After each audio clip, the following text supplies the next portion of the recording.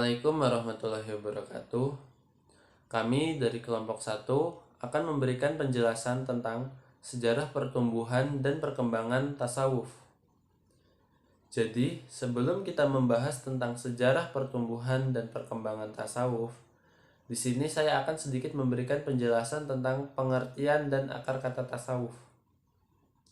Pencarian akar kata tasawuf merupakan usaha awal dalam pendefinisian tasawuf. Setiap orang yang mengalami esensi tasawuf yang merupakan pengalaman rohaniyah memiliki penghayatan yang berbeda-beda antara satu dengan yang lainnya. Alhasil, cara pengungkapannya pun berbeda. Tasawuf memberikan pengajaran bagaimana rekayasa supaya manusia dapat menjadi seseorang yang berbudi luhur, baik itu sebagai hamba dalam hubungannya dengan Allah Subhanahu wa Ta'ala sebagai Sang Pencipta, maupun sebagai makhluk sosial. Dari segi bahasa, pengertian tasawuf yang paling banyak disebutkan oleh para ahli adalah: pertama, kata tasawuf berasal dari kata suf yang mempunyai arti wal yang kasar, sebab para orang sufi senantiasa menggunakan pakaian tersebut sebagai sebuah lambang kesederhanaan. Kedua, kata tasawuf berasal dari kata syafa yang memiliki arti bersih. Kata sufi sebab di hatinya tulus dan juga bersih di hadapan Allah Subhanahu wa Ta'ala. Ketiga, kata tasawuf berasal dari kata as-sufa, yakni para orang yang tinggal di sebuah kamar yang berada di samping masjid Nabi di Madinah. Keempat, kata tasawuf berasal dari bahasa Yunani, yakni berasal dari kata sophos yang memiliki arti hikmah. Kelima, kata tasawuf berasal dari kata sof, yang mana makna ini dinisbahkan kepada orang yang waktu melaksanakan sholat senantiasa berada di sof paling depan. Keenam, kata tasawuf berhubungan dengan kata sufi, sebab para sufi mengutamakan berbagai sifat terpuji dan berusaha keras untuk meninggalkan berbagai sifat tercela. Dan yang ketujuh, kata tasawuf berasal dari kata saufanah. Saufanah merupakan salah satu jenis buah-buahan yang berukuran kecil dan berbulu. Saufanah ini kebanyakan tumbuh di padang pasir Arab. Nah, jadi dari ketujuh term tersebut, term pertamalah yang paling banyak diakui kedekatannya dengan masa kini. Meskipun akar kata tasawuf memiliki beragam pendapat di dalamnya, akan tetapi kata tasawuf sudah terlanjur dikenal oleh halayak ramai, yang menjadikan tidak dibutuhkannya lagi mengartikan kata tasawuf secara etimologis. Beragam pendapat ataupun ungkapan dari kata tasawuf seharusnya tidak perlu terlalu diperhatikan. Yang seharusnya difokuskan adalah pada makna dan dasar dari kata tasawuf itu sendiri.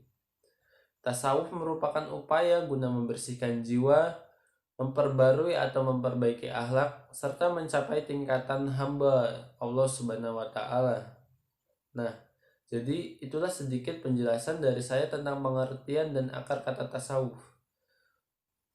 Materi selanjutnya akan disampaikan oleh rekan saya. Kepadanya saya persilakan.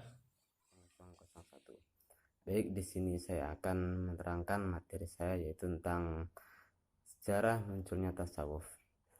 Pada zaman Rasulullah SAW dan juga pada zaman Al-Khalifah Al-Rasyidun, istilah tasawuf belum dikenal. Barulah pada akhir abad kedua Hijriah, istilah tasawuf mulai populer di kalangan masyarakat Islam. Istilah tasawuf pertama kali digunakan oleh Abu Hashim Al-Suf yang menambahkan kata al-sufi di akhir namanya. Walaupun sebelumnya sudah ada tokoh yang lebih dahulu dalam hal zuhud, wara' dan tawakal. Ada beberapa para ahli yang saling berselisih paham akan asal kata tasawuf.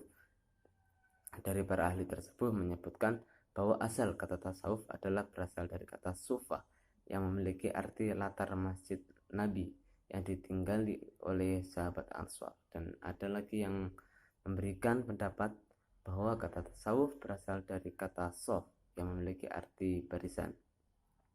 Serta ada juga yang berpendapat bahwa kata tasawuf memiliki arti kata yang bersih.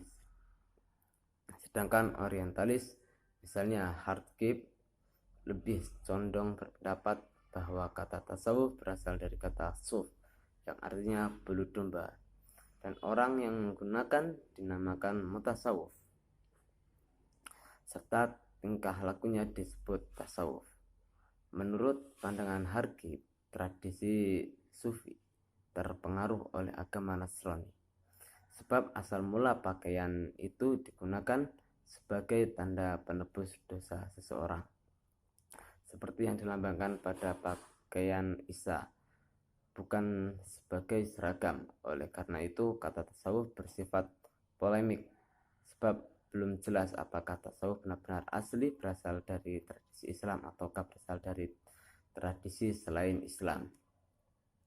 Beberapa ahli mengutarakan pendapatnya bahwa tasawuf adalah perkembangan eksotis dan beberapa jejaknya berasal dari sumber lain, misalnya seperti praktik asketis, monaskis, Nasrani, praktik teosofi, monokis sebagai tradisi Vedic India, serta peniadaan diri Buddhisme.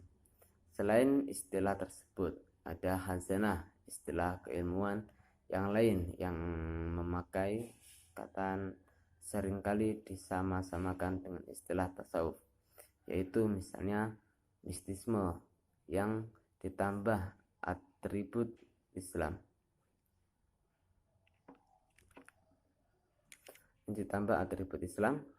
Yang menjadikannya mistisme Islam. Mistisme Islam adalah corak keislaman atau gaya pemelukan kepada ajaran Islam, dengan mengutamakan berbagai sisi terdalam, yaitu sisi rohaniah dan sisi esoterisme. Mungkin cukup itu penjelasan dari saya. Perkembangan tasawuf dari masa ke masa selanjutnya. Menurut Dr. Ahmad Al-Wasi, tidak sedikit orang menanyakan mengapa dakwah tasawuf baru muncul setelah zaman para sahabat dan tabi'i. Itu dikarenakan pada zaman tersebut masih terdapat banyak ahli takwa, wara, dan ibadah. Mereka saling berlomba-lomba untuk mengikuti serta meneladani Rasulullah dari segala aspek. Oleh sebab itu, mereka tidak memerlukan ilmu yang menuntun mereka atau memberikan mereka pada sesuatu yang benar yang telah mereka lakukan.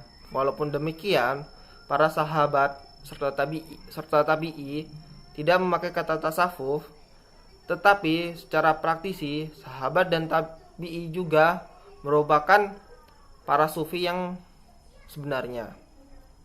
Para sahabat tidak hanya meneguhkan iman dan melakukan semua kewajiban, akan tetapi para sahabat juga menyertai peneguhan imannya itu dengan perasaan dan menambah kewajiban-kewajiban yang telah dikerjakan dengan amal sunnah serta menjauhi yang makruh di samping yang haram,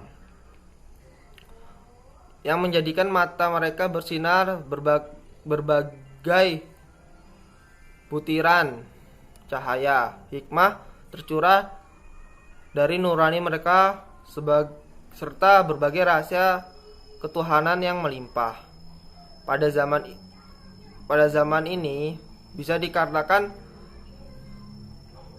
pengikut tabi'i itu banyak, sama halnya dengan para sahabat. Oleh sebab itu, ketiga zaman tersebut disebut zaman keemasan dari sebaik-baiknya zaman dalam ilmu Islam atau dalam Islam. Karena pada zaman ini banyak sekali kelompok-kelompok yang melakukan mempelajari atau melakukan suatu kegiatan yang menjadi spesialis mereka. Pada zaman ini juga terdapat banyak sekali ilmu-ilmu yang telah ditemukan, yaitu seperti tauhid, usul fiqh, hadis, dan lain-lain sebagainya. Mungkin itu saja yang bisa saya sampaikan. Selanjutnya akan Baik, di sini saya akan melanjutkan. Setelah masa tersebut, pengaruh spiritualitas Islam perlahan mulai menurun. Umat manusia mulai lupa akan pentingnya mendekatkan diri kepada Allah Subhanahu wa taala melalui ibadah, hati dan tekadnya. Faktor tersebutlah yang menjadi dorongan bagi ahli zuhud guna mengklasifikasikan ilmu tasawuf dan menjelaskan kemuliaan serta keutamaan ilmu tasawuf dibandingkan dengan berbagai ilmu yang lainnya. Sebagaimana yang telah diutarakan oleh beberapa kalangan orientalis, para zahid tidak melakukan hal tersebut sebagai respon atas apa yang telah dilakukan oleh kalangan ulama lain terhadap berbagai ilmu mereka. Akan tetapi, para zahid melakukan hal tersebut guna menyempurnakan serta menutupi kekurangan agama dari berbagai aspeknya. Sufi-sufi yang pertama sudah membangun pondasi mereka berlandaskan ilmu yang telah mereka ambil dari ulama-ulama terpercaya, yang mana hal tersebut terdapat dalam sejarah Islam. Dalam mukadimah yang disampaikan oleh Ibnu Khaldun, ilmu tasawuf merupakan satu di antara berbagai ilmu syariat yang baru di dalam agama Islam. Berbagai amal perbuatan yang dilakukan oleh ulama salaf dari para sahabat, tabi'in dan para orang setelah mereka merupakan awal dari ilmu tasawuf. Dasar dari tasawuf adalah tekun beribadah, meluruskan jalan kepada Allah Subhanahu wa taala, meninggalkan kemegahan dan kemewahan yang bersifat duniawi, menjauhkan diri dari apa yang kebanyakan manusia inginkan, yaitu kenikmatan harta, pangkat yang bersifat duniawi, serta menjauhkan diri dari makhluk dan berhalwat guna beribadah. Haji Khalifah dalam Kash Az-Zunun menyebutkan bahwa Abu Hashim Asy-Syufi yang wafat pada tahun 150 Hijriah adalah orang pertama yang dinamakan dengan Sufi dalam membahas tentang ilmu tasawuf yang ada pada kitab tersebut.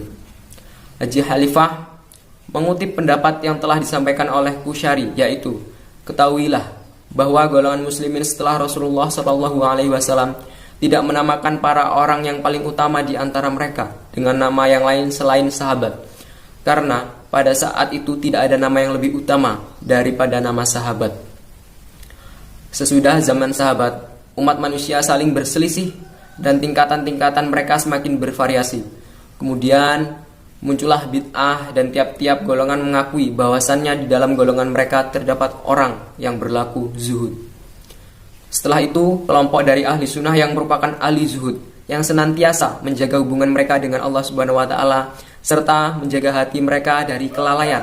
Mereka memakai istilah tasawuf secara khusus. Istilah tasawuf sudah populer di golongan mereka sejak sebelum abad ke-2 Hijriah. Dari data sejarah tersebut dapat ditarik kesimpulan bahwa tasawuf bukanlah hal yang baru di dalam agama Islam. Dasar dari ajaran tasawuf diambil dari sejarah dan juga dari kehidupan Rasulullah SAW serta dari para sahabat. Tasawuf tidak diambil dari dasar yang tidak ada kaitannya dengan agama Islam. Baik, sekian dari saya. Nah, mungkin itu saja penjelasan dari kami mengenai materi tentang sejarah pertumbuhan dan perkembangan tasawuf. Apabila ada kesalahan, kami mohon maaf. Kami akhiri. Wassalamualaikum warahmatullahi wabarakatuh.